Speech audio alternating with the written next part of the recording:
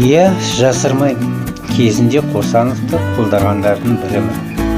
Және айтсам, оған өкінбеймін де.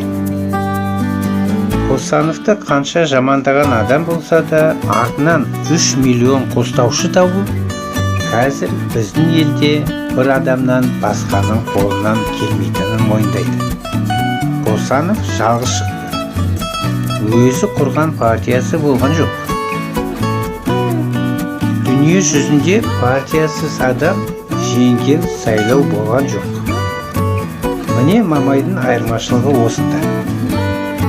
Жанболат Мамай тіпті биліктің жобасы болған күнде де құрылған партия халықтікі болып қала береді. Ал енді көп дауыспен парламентке өтсе, Нұр Отанның қазіргі гегемониясы жойылады.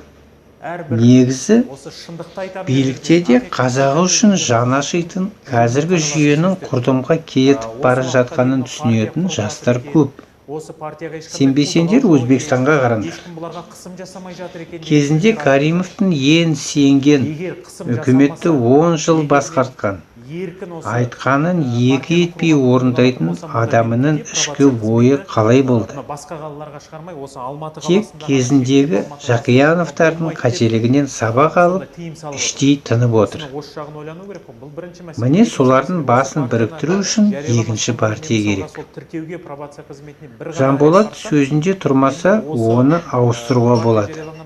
Бірақ оны қазір халық қолдамаса, парламентте екінші партия болмайды.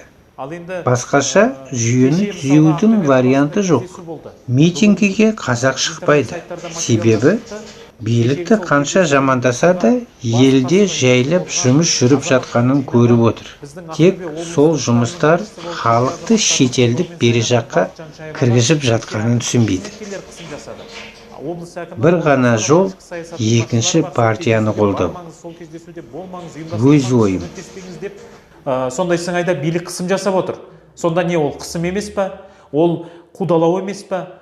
Ал енді мына қудалауға, қамауға қатысты айтайын. Мен осы түрмелерді, Қазақстанның түрмелерінде бір адам емес, бірнеше адам отыратындай жағдайды мен көрдім. Мен әкімшілік қудалауға да ұшырадым.